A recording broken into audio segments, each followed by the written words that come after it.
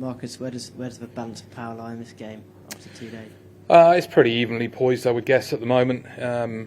Plenty of wickets, obviously, in the course of today, but the game is moving forward pretty quickly. And who knows what tomorrow will bring? I think you'll see, the pitch probably continuing to be lively and more sea movement as the day goes on. And who knows? Whoever bowls well or whoever bats well from this sort of period, I think will come out on top. But I think it's evenly matched at the moment. What was your assessment of how England batted? Obviously, the openers flew out with blocks, but then England pegged back in that middle session. Yeah, we're trying to work out why. Is it the heavy roller, or is it the new ball that sort of skids on when it's at a good time to bat? You can see Jaiswal's come out tonight and played positively, and we'll see as it goes on. But I thought we played really nicely. I thought that opening partnership was great to watch. Obviously, the entertainment of it was superb. Very different in terms of the traditional style of Test cricket, but the Indian bowlers fought back quite nicely and had good momentum. And we weren't able to really then carry on and sort of dominate in the fashion that we wanted to, because we were just not getting partnerships together and we kept losing wickets, so it's quite tricky at that point. When you see 3 catches go down like we just had, is that a frustrating mini session there? Oh, it's always, you're always frustrated when you miss opportunities, of course. We pride ourselves on being very good in those sort of areas, so just didn't happen. We all know how important they are, and we all know how tough catches can be, especially in the slips. So disappointed, but it is what it is. And just a word for Chris Woakes, he's out of this game. Sounds like he's facing a decent period on the sidelines. Potentially, yeah. I think I don't know at this stage. I think more scans will be needed, more specialist opinions. As with all these major sort of injuries, as what potentially what it might be, is like who knows how it lies ahead. But specialists will work that out and they'll plan accordingly. We'll go Paul and Matt, please. Marcus, there was a little bit of bad feeling out there again today. Can I ask you about a couple of the incidents? Firstly, we've rarely seen Joe as angry as that when Krishna said something to him. Do you know what was said there? It was nothing that you wouldn't hear on a normal sort of game day or anything like that. I think just Joe reacted potentially differently than what you've seen him before. Sometimes he does, sometimes he doesn't. But it was nothing serious to worry about now. And the other one was, it was quite unusual to see a bowler putting his arm around a batsman after dismissing him. I think the cameras panned to you sort of jokingly saying you'd give him the elbow. I was just saying that many in my time, a lot of players would have just dropped the elbow on him or something quite different. But of course, I don't think I've ever seen a bowler do that after getting someone out. You see him obviously have many words, and we've seen it within the series on both sides. But it was just different, wasn't it? And I was just laughing and joking about it. But not more else to say there, really. Do you think Ben did well to not react in any way in that situation?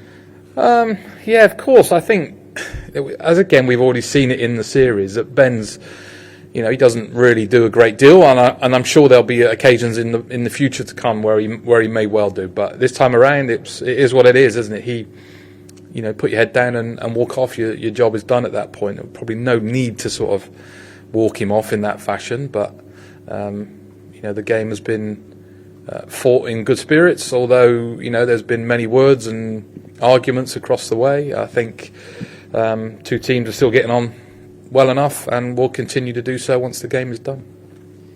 Mark, it's obviously been a long, tough series. Do you think that sort of played into the drop catches towards the end of the day, maybe concentration and just tiredness? No, I don't think that'll be anything to do with it. I think that happens over the course of some days, some games.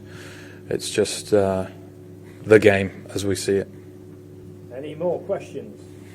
Yeah, go on, Mike, and then we'll go to the Look forward to this one. You got a double 100 here 22 years ago. You're dead right. You will like it. On the day when Thorp made a comeback and got a tremendous 100 as well, today's been a great the day for Thorp.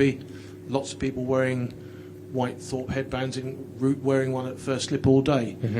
He's obviously still held in very high regard in your dressing room, isn't he? And do you think he would have enjoyed his view from the celestial dressing upstairs at the entertainment served up today? Oh, for sure. It's still deeply missed and massively highly regarded in our changing room by so many that he would have coached. Few of us that played with him. and many of the youngsters who would have watched him on TV.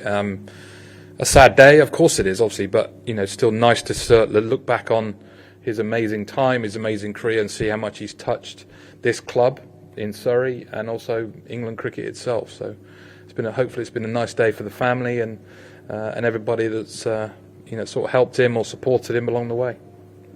Coach, this side. Coach, of course, Ben Stokes was asked the same question a couple of days back about injury replacements.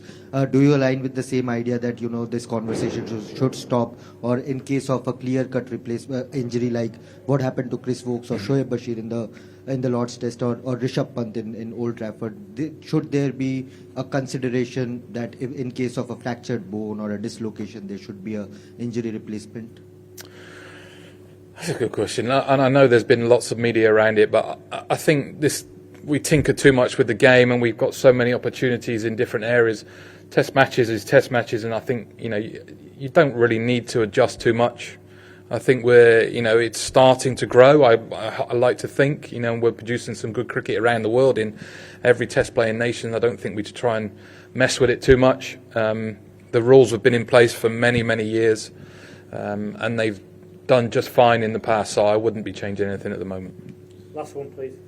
Coach, there has been some talks about the pitch in the previous games that it's more likely behaving like the subcontinent pitches. Could you please describe a bit more how you enjoyed this pitch being proper English conditions? Well, there's more life in it for a start. There's more pace, there's more sea movement, and we're kind of at the extreme version of what we see in those type of pitches. But it's definitely, kind of what we like. We want pace on the ball, we want the ball to bounce, and we want the ball to carry through. So when we're batting, we can be aggressive, we can attack, and we can put pressure back on bowlers. And when we're bowling, if we get opportunities and we catch the edge, hopefully it will carry through. This pitch has been challenging, there's no doubt about it, with the rain around yesterday and the way that the pitch was prepared to obviously be a little bit greener.